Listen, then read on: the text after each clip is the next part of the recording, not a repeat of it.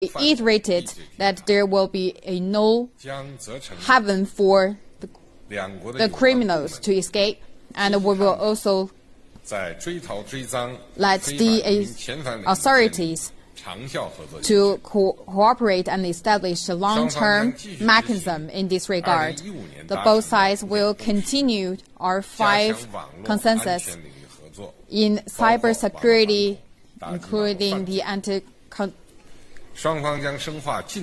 counterterrorism, and we will also strengthen our cooperation in drugs and protect the citizens and the business people and the community in each own countries. Although we have different opinions and views on certain topics, the good thing is that's not surprise, and with only the good communication and cooperation and respect each other's interests and suspect each other's territorial integrity, and we always with the constructive attitude, and we always find the common ground and further our development and cooperation. And we also discuss our due international responsibilities, and we agree to strengthen our communications in the challenging issues and topics with common interests to further promote world prosperity, peace.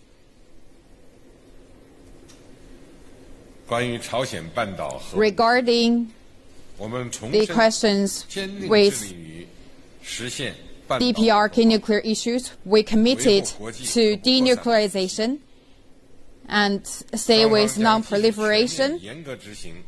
Both sides will strictly implement the sanctions of the UN Security Council, and will find the solutions through peaceful communication, consultation, and find the way for long-term stability in Korean Peninsula, and will keep our cooperation and communication in this regard. We believe China and the United States are the key influence countries in Asia Pacific. I also told President Trump that Pacific is vast enough to embracing China and the United States. We should further strengthen our cooperation and communication in this regard and have the more shared friends, and to promote the regional prosperity and the peace and stability. We also discuss Afghanistan issues, and we will further strengthen our cooperation in non-proliferation, and we will take actions to support the UN peaceful activities. So friendship is the solid foundations, and we will extend our exchange of peoples. We'll have more students exchanges in both countries, and we will also have more meetings for the youth, especially for the young enterprises and startups.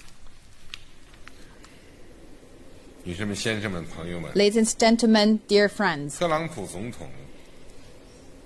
President Trump's state visit to China, it's a successful and historic visit. The meeting between me and President Trump sets the tone and prints a blueprint and laid a solid foundation for the future development of China-United States relationship, and we will achieve more results and bring more benefits to the people, to both countries and around the world. Thank you. 谢谢习近平主席。现在请特朗普总统致辞。Mr. President, you have the floor. Thank you. President Xi, I want to thank you for that incredible welcoming ceremony earlier this morning. It was truly memorable and impressive, and something I will never forget. Melania and I are honored to visit your country with its ancient history, dynamic people, and thriving culture. I also want to thank you and Madam Ping for a tour that was given to us yesterday of the very majestic Forbidden City. Your people are proud of who they are and what they have built together. And your people are also very proud of you. I want to congratulate you on the recent and very successful 19th Party Congress. Perhaps now more than ever, we have an opportunity to strengthen the relationship between our two countries and improve the lives of our citizens as long as we stand together with others, if necessary, against those who threaten our civilization. That threat will never happen. It doesn't even have a chance. As I said in my address yesterday in Seoul, the entire civilized world must unite to confront the North Korean menace. And the entire world is watching us right now. Today, President Xi, we discussed our mutual commitment to the complete denuclearization of North Korea. We agreed not to replicate failed approaches of the past, and there were many. We agreed on the need to fully implement all UN Security Council resolutions on North Korea and to increase economic pressure until North Korea abandons its reckless and dangerous path. All responsible nations must join together to stop arming and financing and even trading with the murderous North Korean regime. Together we have in our power to finally liberate this region and the world from this very serious nuclear menace. But it will require collective action, collective strength, and collective devotion to winning the peace. In order to create a more secure future for all and to protect our citizens from extremism and terrorism, President Xi and I also committed to working toward a peaceful future for Afghanistan. Terrorists are a threat to all of humanity, and we will stop radical Islamic terrorism. The United States and China also face many challenges within our borders. Every year, drug trafficking destroys millions and millions of lives.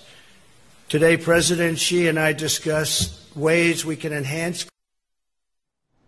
Right, that was the joint press conference given by Chinese President Xi Jinping and U.S. President Donald Trump. A special emphasis will be placed on the new phenomena, fentanyl, destroying lives by the millions. We're going to be focusing on it very strongly, the President and myself. In addition to improving the safety and security of our citizens, President Xi and I discussed improving our economic relationship. We want a vibrant trade relationship with China. We also want a fair and reciprocal one. Today I discussed with President Xi the chronic imbalance in our relationship as it pertains to trade and the concrete steps that we'll jointly take to solve the problem of the massive trade distortion. This includes addressing China's market access restrictions and technology transfer requirements, which prevent American companies from being able to fairly compete within China. The United States is committed to protecting the intellectual property of our companies and providing a level playing field for our workers. At the same time, our relationship with you and China is a very important one to me and to all of the people of our country. And just by looking at the tremendous, incredible, job-producing agreements just signed by those major companies, we're off to a very, very good start. As part of our commitment to regional stability and peace, the United States also continues to advocate for reforms that advance economic freedom, individual rights, and the rule of law. The United States, working with China and other regional partners, has an incredible opportunity to advance the cause of peace, security, and prosperity all across the world. It's a very special time, and we do indeed have that very, very special opportunity. A great responsibility has been placed on our shoulders, President. It's truly a great responsibility. And I hope we can rise to the occasion and help our countries and our citizens reach their highest destinies and their fullest potentials. I want to thank you. Again, you're a very special man, for your gracious hospitality. I send my warmest regards to your citizens. I honor their heritage and celebrate their great, great possibilities and potential for the future. In the coming months and years, I look forward to building an even stronger relationship between our two countries, China and the United States of America, and even closer friendships and relationships between the people of our countries. Mr. President, thank you very much. Thank you.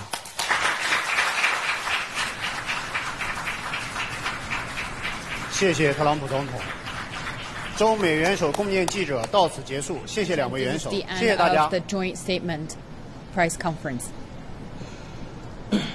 Right, that was the joint press conference given by Chinese President Xi Jinping and visiting U.S. President Donald Trump. Xi Jinping said at the presser that China continues its opening up policy and cooperation on anti-crimes, cybersecurity, and fighting narcotics will continue with the United States. And he also said that the two leaders agreed to strengthen cooperation and promoting global prosperity and also to cooperate on global security issues such as DPRK and Afghanistan. The two countries will continue to cooperate on those issues and try to find a peaceful solution to the DPRK. And in the end, he hailed the visit as a historical success. Meanwhile, Donald Trump echoed